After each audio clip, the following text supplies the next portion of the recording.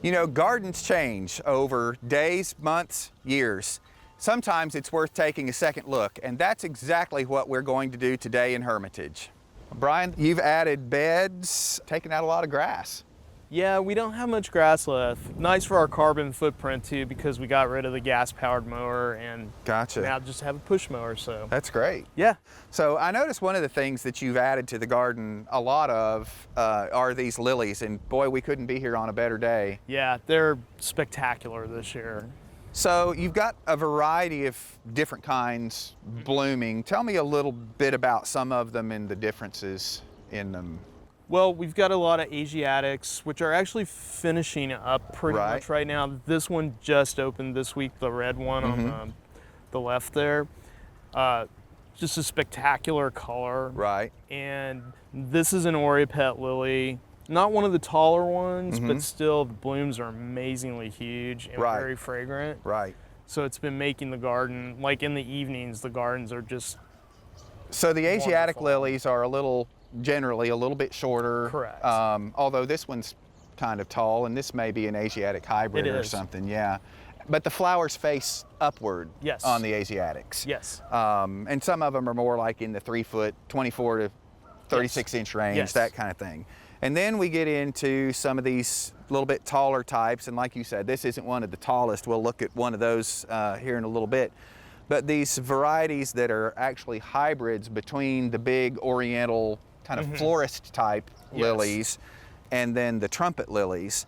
And you obviously have a fair number of them, and I have several in my garden too, and I really like them because they bloom for a long period of time for a lily. I mean, they have a season, but a few weeks, and like you said, they're fragrant, and they come in a really nice range of colors. Yeah, that's what I really like about them. And there's something I can stuff in between the daylilies. Right. So that they get the shaded roots. Yeah. But then they can rise up above the daylilies. Sure. It's really nice. So you also have a lot of daylilies in addition to your regular lilies. And this one in front of us is gorgeous. I love those bright blooms. Yeah, my favorites are always spider types. They're, to me, some of the most beautiful just because of their interesting form. Right. And the color varieties are great too. This one is about a 4-year-old clump.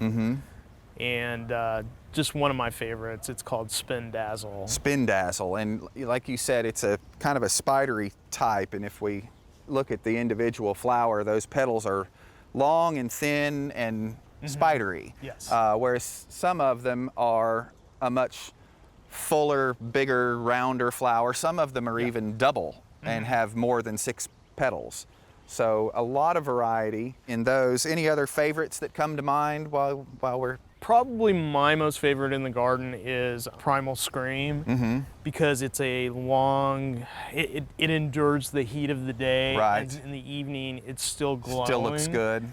It's great orange and orangey red in the morning, and then it goes to an orange, and then it just stays beautiful. And it just kind of glows, Yeah, it definitely makes an impact. Right.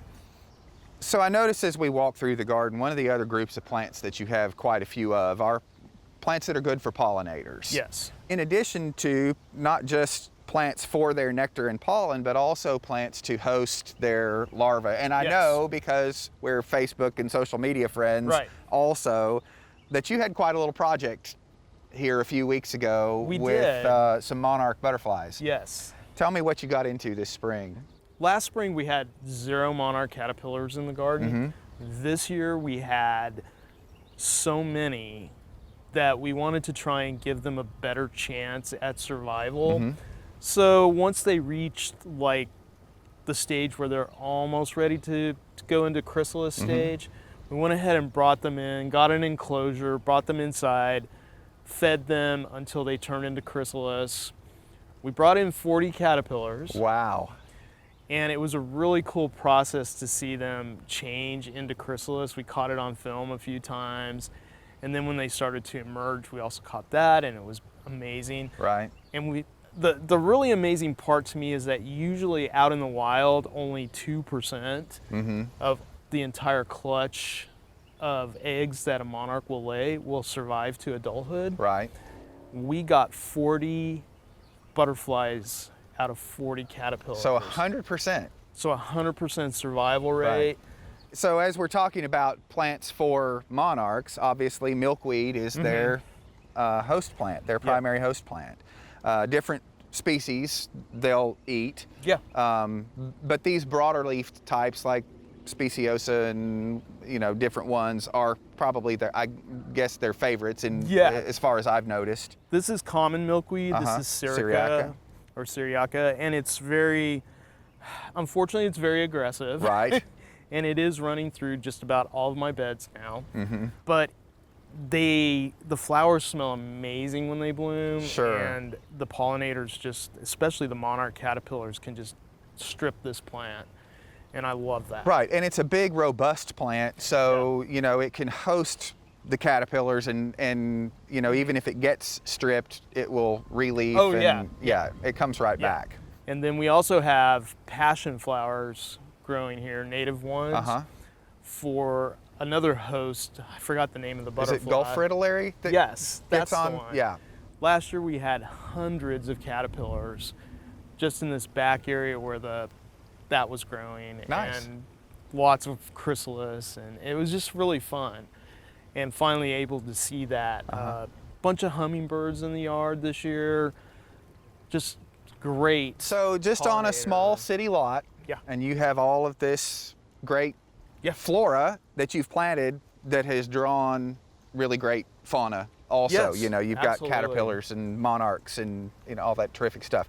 So one of the things that you've done that really interests me a lot are these bog gardens. And I think this is something that people are starting to get more interested in, are these carnivorous plants, the pitcher plants and others. We can grow Venus flytraps here, sundews, some sundews, a lot pitcher of plants, obviously, which you have many of, and they're gorgeous. And a lot of local nurseries are carrying them now. Right. Which is... As more people start to get into them and they become popular, then it becomes... But they still put them in their greenhouse instead of putting them outside. Right. So these are actually native plants. Yeah. And a lot of places in North Carolina, a little further south than we are, but a good many of them, as you said, are perfectly hardy. And there are bogs, even all the way up into Virginia and further north from there, where these things grow in the wild. So there's no reason that we can't do them here. And they're just a really fascinating group of plants. Everything from, these taller varieties that are, 1.5 feet tall to little bitty short ones, different sizes and shapes. And then their blooms, I think, are just... They're fascinating. They're really and pretty cool. incredible. And this isn't even the flower anymore. It's just the bract. Yeah. So here's the pitcher that opens up. This is the leaf, and the way they're carnivorous is that an insect goes down inside this tube, and there's water down in there, and that insect eventually drowns and feeds the plant. But this is the leftover, like you said, they're not even really in full bloom anymore. They bloomed earlier, and that's a seed pod forming underneath there. But this is the flower of this plant that would have come up probably toward the end of April-ish. Yeah, exactly. It's just a fascinating group of plants, and I think, like you said, it's one of those things that once you get started, like daylilies or lilies or anything else, it's just another facet of gardening that, you get into, and all of a sudden you've gone down a rabbit hole, so to speak, and I've got 4 of them now. Yeah. 4 different bog gardens. So this is obviously a garden that you and Chris have created, on your own and designed yourselves. What's your inspiration when you're doing some of these things? Well, one of our big things this year was to add visual interest to the garden. So we've done the wind spinners, but we've also done a lot more hardscaping design and some water features. Right. And all of these you've built yourselves? All of these we've built ourselves. Yeah.